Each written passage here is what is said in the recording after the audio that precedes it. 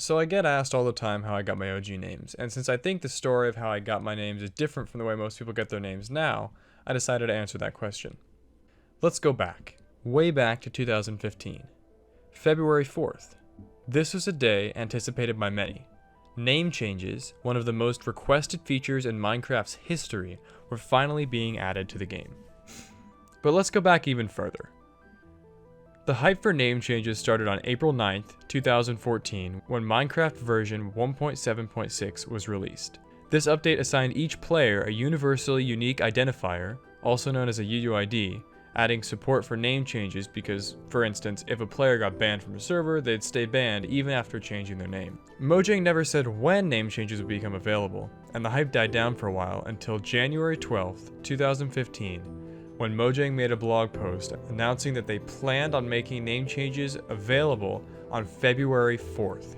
We finally had a date. We knew when it was going to happen. The hype started to build. In that post, they also announced something that got people really interested.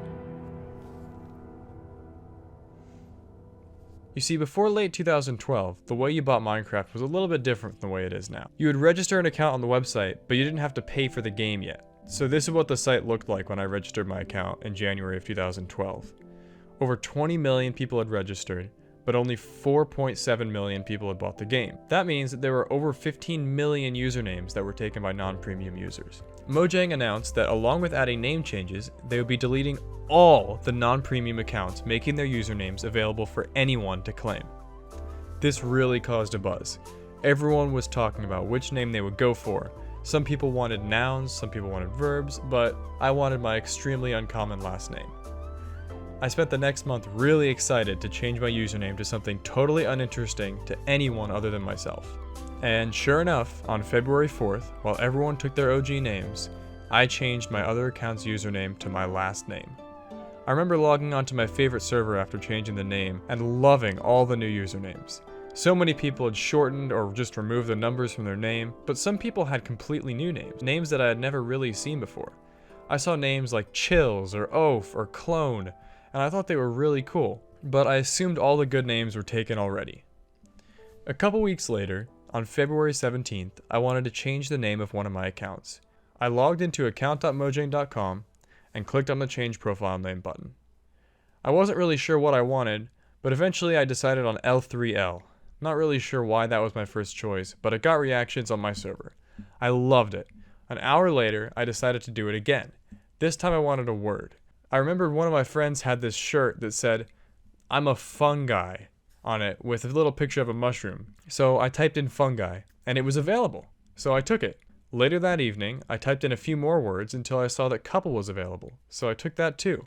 I was hooked. Throughout the next few days, I took more and more names. A few weeks later, I came across a site that you guys may know called NameMC.com, but it looked a lot different from the way it looks now. You could check if a name was available and see someone's name history, but that was it. I used NameMC to search for cool names until I found available ones, and then I would take them. Over the next few months, I grew my collection just by doing that. I didn't have to snipe the names because they were just available.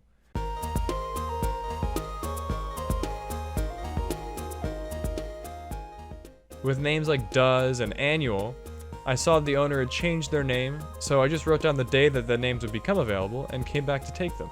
But not at the exact minute or second, or even the same hour. I loved logging onto servers with my name and getting reactions from people.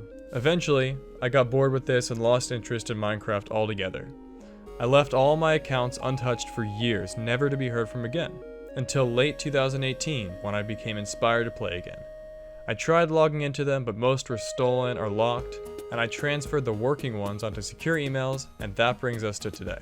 I only have a very small portion of the accounts I used to own, but to me it's still an impressive collection. 2015 was a different time, and although we will never be able to return to it, one can still dream.